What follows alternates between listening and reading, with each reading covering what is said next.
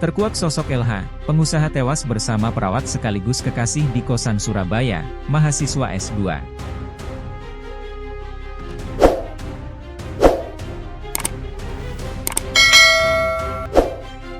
Nah, 31. Seorang perawat ditemukan tewas di kamar kos lantai 2 kawasan Jalan Sidosermo Gang 12, Sidosermo, Wonocolo, Surabaya, pada Kamis, 10 April 2025. Tak sendiri, ia tewas bersama kekasihnya berinisial LH, 28, warga Pamekasan, Madura. LH disebut sebagai pengusaha yang kini menempuh pendidikan magister hukum di sebuah kampus swasta di Surabaya. Informasi itu didapatkan dari Nur Aprilianti, kerabat korban Ena. Hanya saja, dia tidak mengetahui jenis usaha dari pacar sepupu tersebut. Aprilianti juga mengaku LH memiliki apartemen di salah satu kawasan kota Surabaya. Terkait keberadaan LH di kosan miliknya, Aprilianti mengakui pria Pamekasan itu memang kerap mendatangi sepupunya di kosan. Namun, hal tersebut murni sebatas kunjungan belaka. Bukan diartikan bahwa korban LH menginap atau tinggal bersama dengan korbannya di kosan tersebut.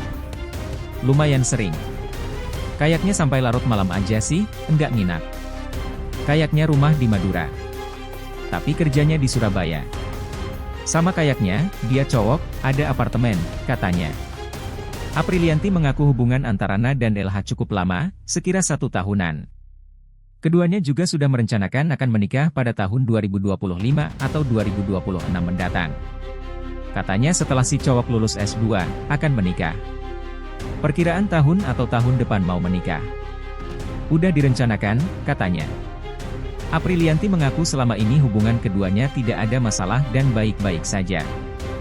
Mereka adem-adem aja, ujarnya saat ditemui di lokasi, di sela proses evakuasi jasad kedua korban yang dilakukan petugas kepolisian. Saat ditemukan di dalam kos, kondisi LH telentang dan kondisi Na telungkup. Keduanya juga masih mengenakan pakaian. Jenazah keduanya ditemukan Aprilianti yang mendatangi kosan tersebut pada Kamis, 10 April 2025. Nur Aprilianti mengaku, semula dia ditelepon kakak kandung korban yang tinggal di Kabupaten Lamongan. Sang kakak mengungkapkan, Na tak merespon saat ditelepon berulang kali. Padahal, hari itu, Na dijadwalkan mendampingi proses operasi di RS tempatnya bekerja. Namun, Na tak kunjung tiba di RS, bahkan sama sekali tidak memberikan informasi apapun berupa surat tertulis ataupun pesan singkat melalui percakapan WhatsApp. Akhirnya, pihak RS menghubungi kerabat korbannya yang tinggal di Kabupaten Lamongan, untuk melaporkan kabar tersebut. Akhirnya keluarga di Lamongan meminta Apri yang tinggal di Surabaya, untuk mendatangi kosan korban. Mungkin pihak RS menghubungi kakaknya di Lamongan. Lalu kakaknya menghubungi saya untuk memeriksa korban, ungkap Aprilianti sambil sesenggukan saat ditemui di lokasi kejadian. Nah, setibanya di lokasi, ia mendapati kondisi pintu kamar yang berada di lantai 2 bangunan paling ujung gang 12 tersebut, dalam keadaan terkunci rapat. Berkali-kali ia mengetuk, namun tak kunjung memperoleh jawaban atau respon apapun. Ia memperkirakan kosan tersebut dikunci dari dalam. Aprilianti berinisiatif menghubungi pihak pengelola kosan, untuk meminta kunci cadangan seraya melaporkan kejadian yang dialami kerabatnya. Apesnya, pengelola kosan sedang bepergian keluar kota. Tak ingin ambil pusing, ia menghubungi tukang penyedia pembuatan kunci cadangan untuk membuat duplikat kunci kosan agar dapat membuka kamar tersebut. Setelah pintu tukang jasa pembuat kunci cadangan berhasil mencongkel kunci dan membuka pintu kosan tersebut, bak disambar petir di siang bolong, Aprilianti malah mendapati adanya tubuh korban Na tergeletak menghalangi celah haluan pintu kosan terbuka. Dan yang membuat ia syok dan tak kuasa menahan sesak dan tangis, tubuh korbannya tergeletak tak bergerak meskipun beberapa kali coba ia goncangkan untuk membangunkannya.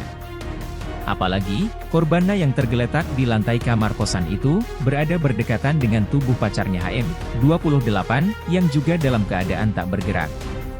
Mendapati ada yang tak beres dengan kondisi kedua korban, Aprilianti lantas bergegas turun ke lantai dasar untuk menelepon beberapa temannya yang tinggal di Surabaya untuk meminta disambungkan kepada tim medis guna melakukan pemeriksaan terhadap kondisi para korban. Lalu saya buka pintu, posisi korban menghalangi pintu terbuka. Jadi saya gak bisa buka pintu sampai ngeblak gitu. Lalu saya goyang-goyangin, saya bangunin gak bisa akhirnya saya turun untuk hubungi teman saya untuk telepon ambulan. Karena saya panik banget gak tahu mau ngapain, pungkasnya.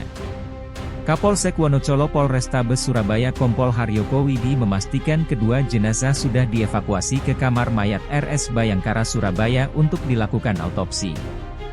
Mengenai penyebab meninggalnya korban, Haryoko mengaku, pihaknya masih menunggu rampungnya proses olah TKP dan autopsi dari tim forensik RS Bayangkara Surabaya.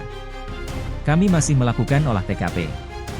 Jenazah kami evakuasi ke RS Bayangkara Surabaya untuk diautopsi, katanya.